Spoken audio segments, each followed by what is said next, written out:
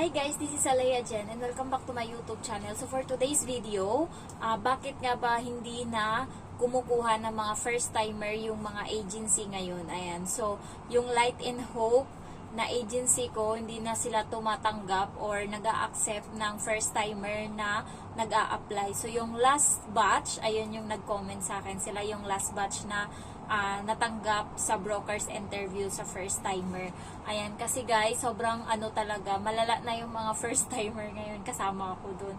Ayun, so parang siguro 75% ng mga first timer na nagfa-fly papunta dito sa Hong Kong is lahat nag-break ng contract. So dalawang kaibigan ko nag-break ng contract 2 months, yung isa 3 months. Ayan, so kaya siguro iniiwasan na din ng agency and parang kasi nasasayang yung pera and lahat, lalo yung mga amo. And kapag tumanggap pa sila ng mga first timer sa interview, natitenga yung mga application na yun ng mga first timer, hindi sila nase-select ng mga employer.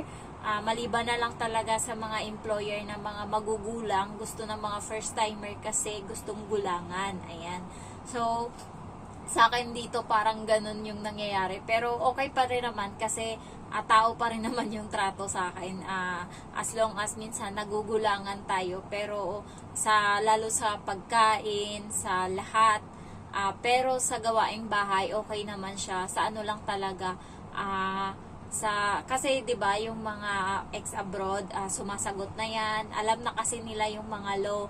Tayo na mga first timer, neneng-nene pa, baby pa talaga tayo, tawag nga sa amin baby pa.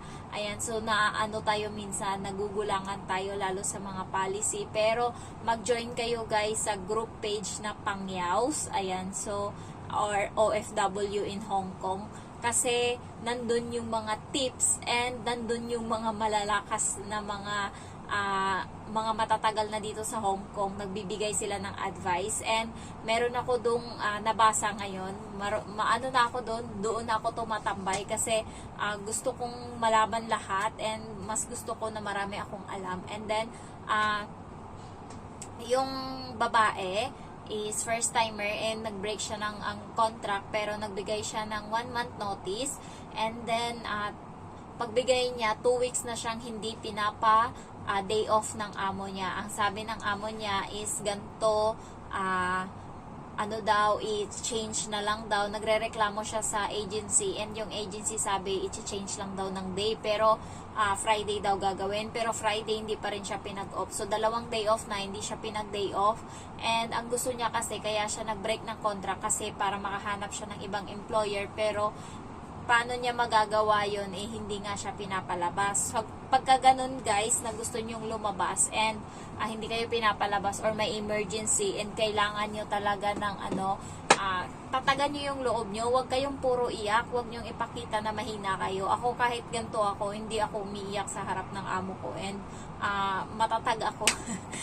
Pero pag sa CR na or dito na sa kwarto, doon na talaga tumutulo yung luha ko.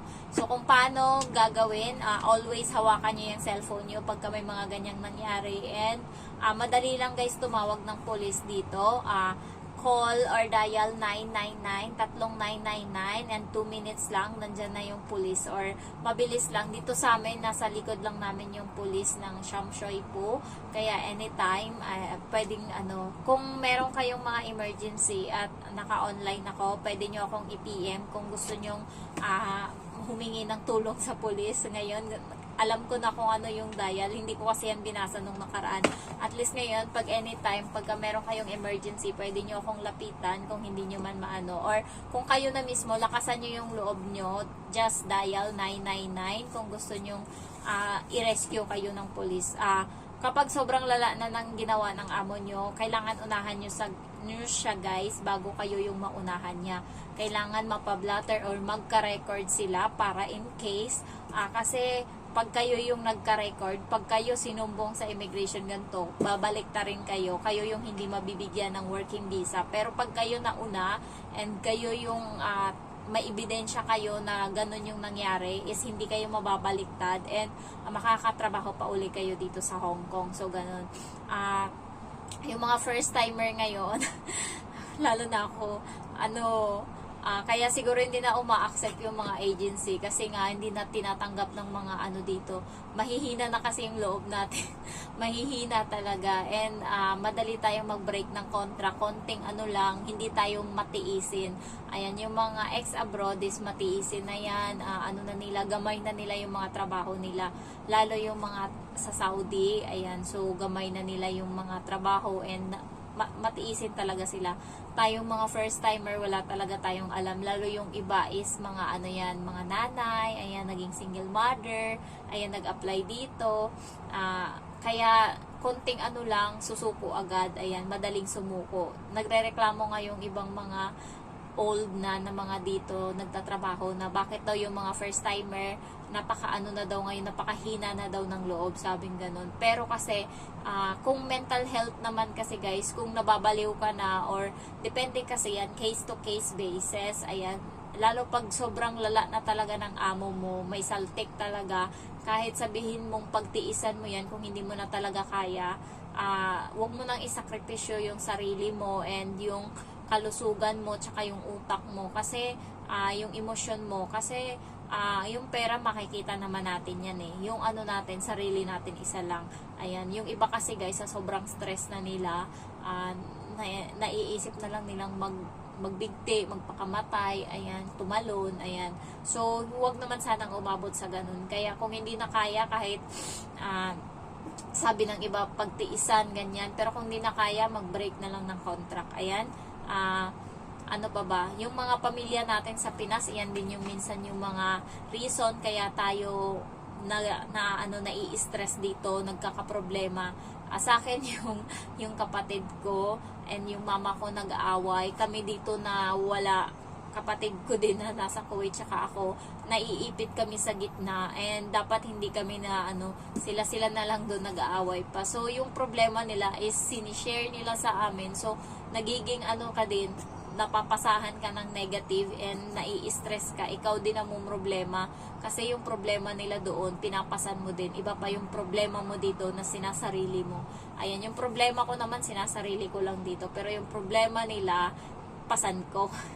Ayan, so magiging malakas lang talaga tayo kasi katawan lang yung puhunan natin and yung sa mga first timer dyan, sabi nga daw nila 3 to 6 months yung adjustment. So, siguro malapit-lapit na ako sa adjustment na sinasabi nila kasi magpo 4 months na ako. And sana malagpasan ko yan and matapos ko yung kontrata ko. Kasi kailangan din natin guys ng good record na may finish contract tayo para in case na gusto nating bumalik, makakabalik tayo and mabilis tayong makakuha ng employer. Ayan. So, pagka kasi first timer ka, sobrang hirap makakuha. Naswertihan ko lang sa akin kasi 2 months pa lang nakakuha.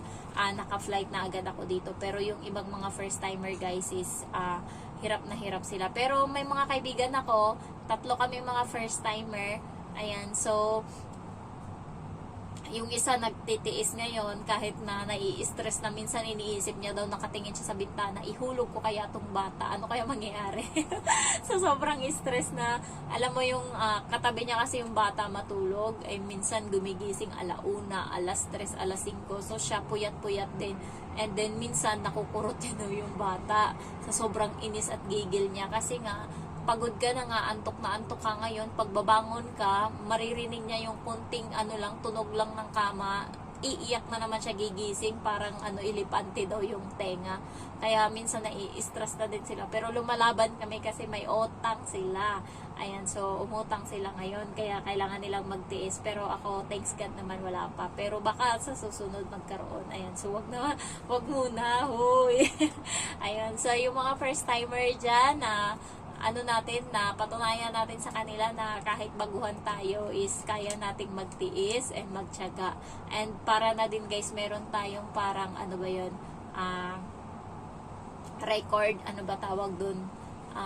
Nakalimutan ko na sa resume, yung parang meron tayong working experience para nakakatuwa kaya tingnan, meron kang natapos na finish contract. Ayan, so para sa susunod mong amo is baka swertehin ka na, at least pagka ex-abroad ka na, meron kang chance na makapamili ng mga employer na gusto mo.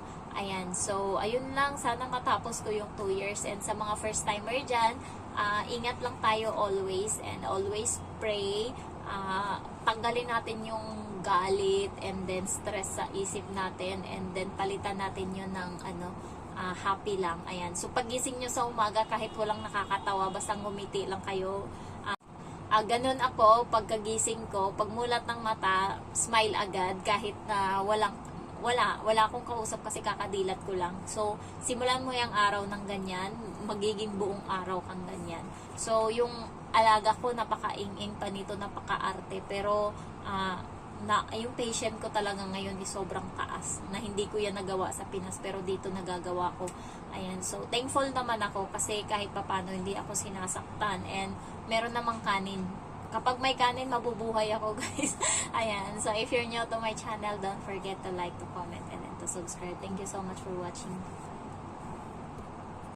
Ganun ako, pagkagising ko, pagmulat ng mata, smile agad kahit na wala akong kausap kasi kakadilat ko lang. So, simulan mo yung araw ng ganyan, magiging buong araw kang ganyan. So, yung alaga ko, napaka-ing-ing pa nito, napaka-arte, pero yung patient ko talaga ngayon is sobrang taas, na hindi ko yan nagawa sa Pinas, pero dito nagagawa ko. Ayan, so thankful naman ako kasi kahit papano hindi ako sinasaktan and meron namang kanin. Kapag may kanin, mabubuhay ako, guys. Ayan, so if you're new to my channel, don't forget to like, to comment, and then to subscribe. Thank you so much for watching.